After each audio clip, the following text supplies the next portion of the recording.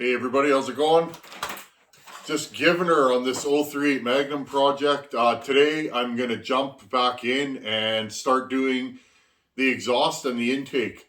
I put my top end back on, used my piston stop, wherever that ended up, right here.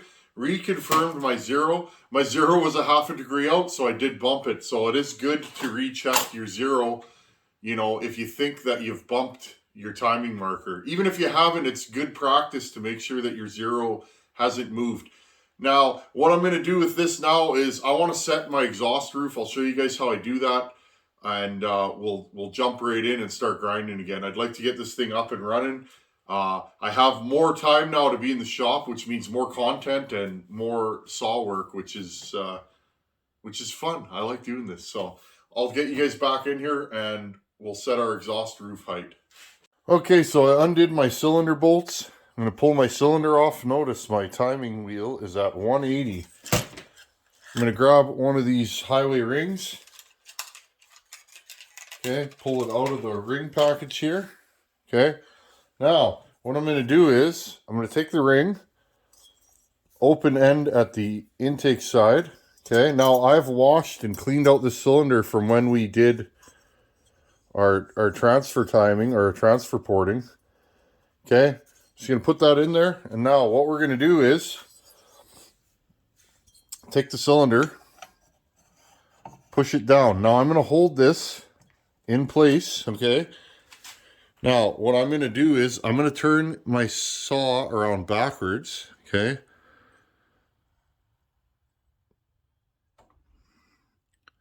I'm going to put this at about 98. Okay, back to bottom dead center.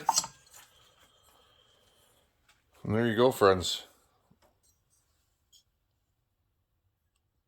Okay, and what that does is, again, I like to give you guys the basics. What that does is, see that little lip there? That's what we're grinding out, okay? So now what I'm going to do is, that's about a 40 thousandths lip, okay? Just take this, go in there, gently trace a line. Now this marker is not very sharp, so we'll play that one by ear. Okay, I grabbed a better marker. Okay, and I just go in there and I'm going to mark myself a new line. Okay. Now I'm looking, I just want to make sure that I can see where I want to grind. That'll give you a reference point. Now on the intake side, often I'll put a marker line in there and I'll do the same thing, but I'll use my caliper to scribe me a little line. That's where it's important to know how many degrees is how many thousandths, and then you can just grind and hit your numbers right away. Okay, I'm going to let this dry, and then I'll remove the ring, and we can start grinding. Now, when you're grinding, take this and put it on the other side of your shop. That way you won't get any dirt in there. This bottom end is full of dirt and debris. I'm going to have to wash it out, but I don't want any metal filings in there. Okay, here's a better look at it. There's our line. We're going to grind to that line. You guys can't see it as well, but I scuffed me a little line right. There you go. Okay. It's not just about the timing numbers, friends, but when you port more saws, you're going to have shapes and different things that you like doing. The timing just kind of keeps you in the safe zone, okay? So, and then after we're done all the grinding, I'm going to go in here and get rid of all this carbon. I see this a lot in Stihls. I don't know why. I see a lot of Stihls locally here that are just full of carbon. It's a nice cylinder. I think this thing's gonna clean up really nice. Now, before I start grinding, I gotta get rid of all the carbon in this exhaust port. I'm gonna go in there with one of these and just hit it all and get rid of the carbon. Okay, we'll start doing that and we'll get this thing ready to rock and roll. Nice cylinder. I don't think this thing's going to need a ton of work. I'm not widening the exhaust port or the intake at all. Okay. Just going to do nice port work to this thing and make it flow more air. Okay, let's get rocking and rolling. Okay, I'm just going to go in here and get all that carbon out of the exhaust port. Okay, it'll be our first job. I don't want to hit that with some good tooling because that'll probably dull it quickly.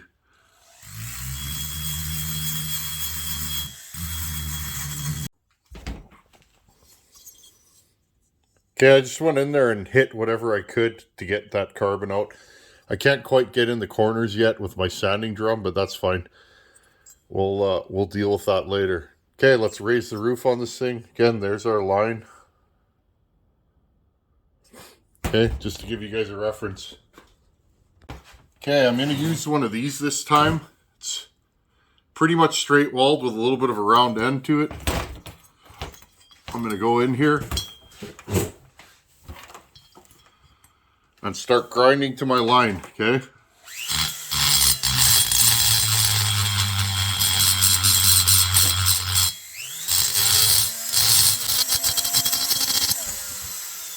I'm not liking the way this bit is grinding, so I'm going to change it.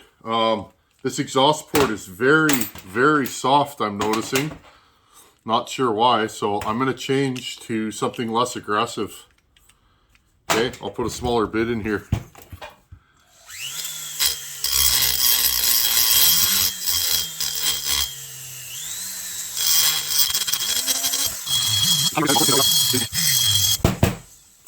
You guys see that? There was a casting mark in the center. Okay, I'm going to go back in here and just get my shape done. Try and set you guys up so you can see down where I'm actually grinding. Okay, let's try you guys like this. Here's your exhaust port in here. Okay. Okay, now I'm just going in here and I'm looking. Here we go. Okay. I'm looking for that little line. And we're almost there. So we're not moving this that much, believe it or not.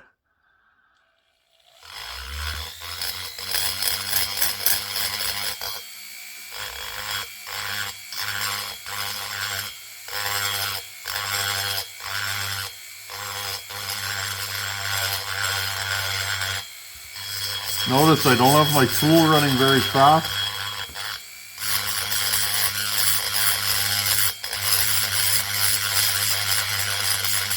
The corners are typically hard in an exhaust port, so if you're going to go in there like this, be careful, because you're going to hit a lot of plating, and then what's going to end up happening is you're going to go through the plating quickly.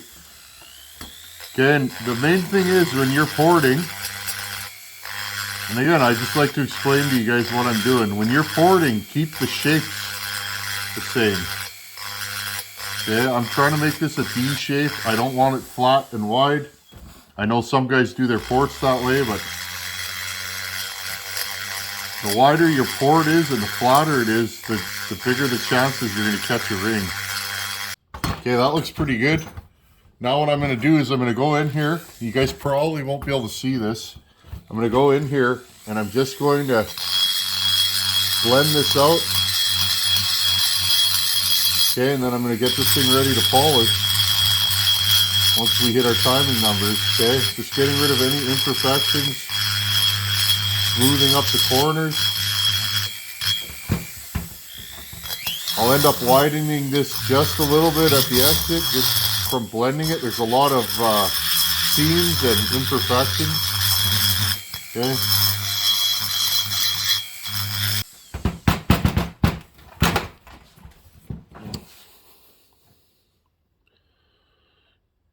Okay, notice I'm trying to keep my exhaust port oval shaped. It's easier on rings, the saw will last longer.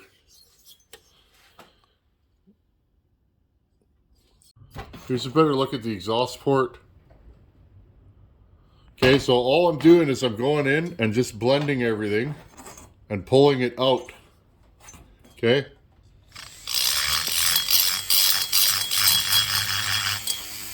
Yeah, I'm just hitting the corners.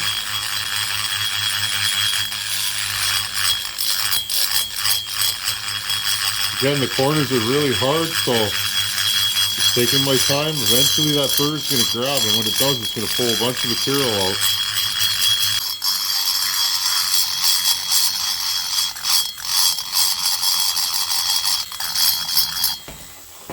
Okay, and here's the top. Same thing, I'm just going to blend it out.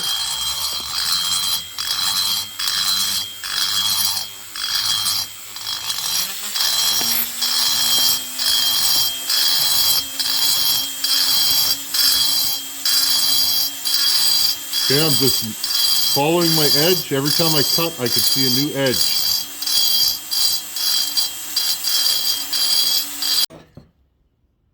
Okay, friends, there's our exhaust port. Okay, see, I've crept almost up to the line. See how it's symmetrical? There's no chips. Okay, now I'm going to go in there with my sanding drum and start polishing this, because I have a feeling we're really close to our timing number. Okay, we're just going to sneak up to it, but I'd like to start doing some of the finish work. Okay, so I'll just put a sanding drum in there and finish it a little bit, and then I'll show you guys. Okay, friends, I got the lights off here. I want to check the timing. So I put the scope through, use a light or anything that you have. Put the scope through, and I want to check my exhaust timing. Okay, watch for the ray of light. See that? Notice it is centered and it seems to open exactly the same. That's what I like. I like the exhaust to evacuate starting in the center. Everybody has a different idea. None of us really know because we can't see this stuff going on. If the saw runs good, then you go, okay, that works. Where are we at? 99. Okay, I want 98. So all I'm going to do now, friends, basically is I'm going to go in there, give this a couple of scuffs with the sandpaper and do my chamfer, and I'm going to call this exhaust port good. Okay, I'm just going to go in here by eye, and I'm just going to hit the center. I want it to open.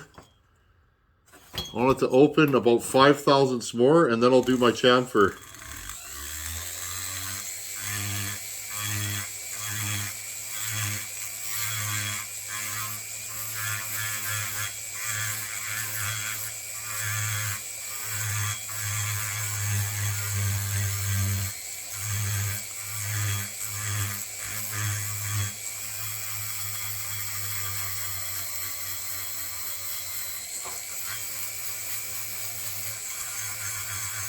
Okay, now I'm going to do my final blending.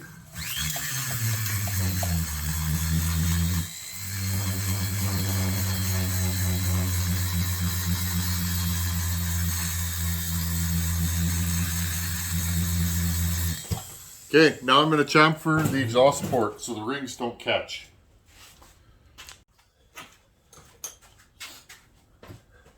This part is hard to get on video, so I'm just going to do it. This is the real touchy work. Okay, and I just go in with this. I anchor it with my thumb. And I just hit that edge. This is a good time if you wear reading glasses to wear your reading glasses. I try and do this very gently, very slowly at the beginning, so I don't slip off and go across the plating. If you do, it's not the worst deal, but it looks bad. It does happen though. Who out there that ports among you hasn't ever slipped across the plating? I sure have. Many times. I try not to though. It doesn't happen as often as it once did, but okay. I'm just feeling in there with my finger to feel for sharpness.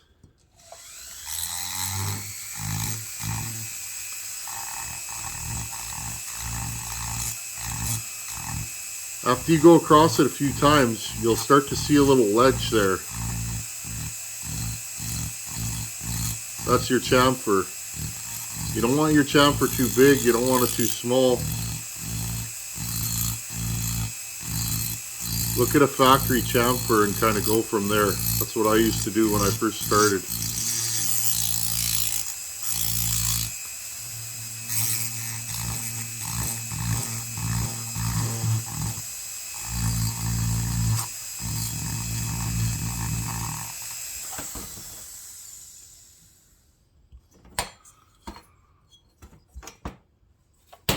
Okay, now I just run my finger across it.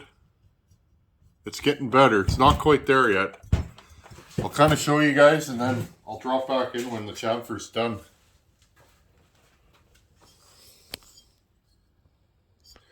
Okay, you guys can see it right here. See that little ledge that I'm making? Okay, that's my chamfer. Right there, from there to there. I'm breaking the edge. Okay, that's what you want to do. The first couple times you do it, it'll probably be difficult, but with practice, you'll get better at it. This is the stuff that keeps saws alive. I'll hit you guys back up when my chamfer's installed fully. Okay, friends, you see, let's see if we get right there. See the chamfer? Okay. Right there, that little edge there is the chamfer. Okay, now I will go all the way around the cylinder.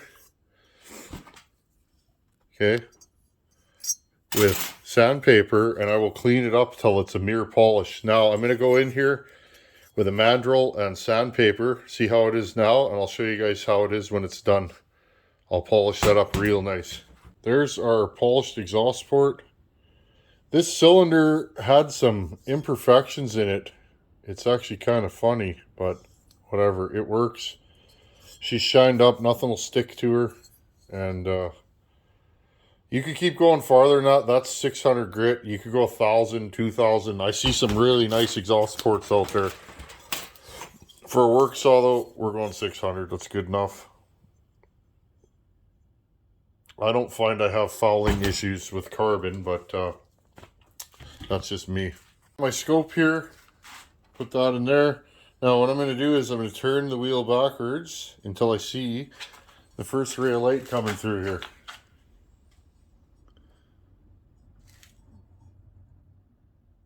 Right about there.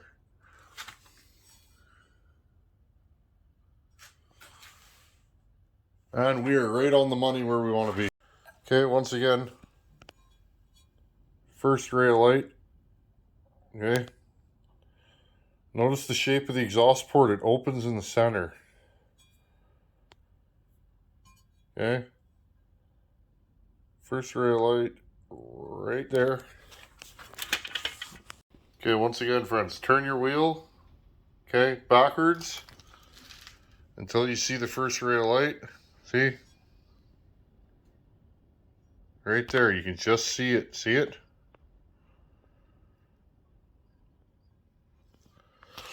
And where does it open? 98. Okay, does that make sense, friends? Okay, so it cracks at 98 with the chamfer and all my finishing.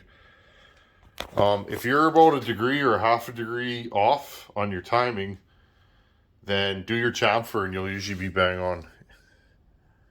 Okay, and there you go. She's a beauty. Okay, friends, I hope you guys enjoy this kind of content. I like doing the odd step-by-step porting. Put that there so it doesn't fall away. I like to show you guys what I do on the occasional saw. This is a super common saw. A lot of 038 Magnums out there. They are a little heavy, but if you port it, the weight versus the power will kind of balance itself out. So I like these saws. They're kind of nostalgic. Some people were saying, well, why would you run that when you could run a whatever, an 034, 036, 044. Well, friends, 044s are super pricey now. At least they are in my area. They're hard to come by. 034s and 036s are a newer saw. This is late 70s technology, and I appreciate saws for what they are. Whether it be a McCullough or, you know, an old John Surratt or whatever, or a new 576 Auto Tune or anything like that, you have to put it into context what year the saw came out. This is late 70s, early 80s, and then, you know, the 038 Magnum lasted, I believe, till about 90, 91, and then the 044 came out. This was still 70cc class saw through the 80s, so I like them. They're a lot of fun, and I appreciate them for what they are. Anyhow, friends, in the next part of this series, we'll do the intake port. I'll clean, wash the cylinder, and then we can start assembling this thing and see if it runs. I've never run this thing. I don't know what the deal is. I know it had spark. It had no compression. It needs a new impulse line. I see that, and a few other little odds and ends. But we can chip away at this saw, get it back together, and go do some cutting with it. And then it can go back to Fab Willie. Anyhow, friends, as always, thanks for watching. Take her easy. Later.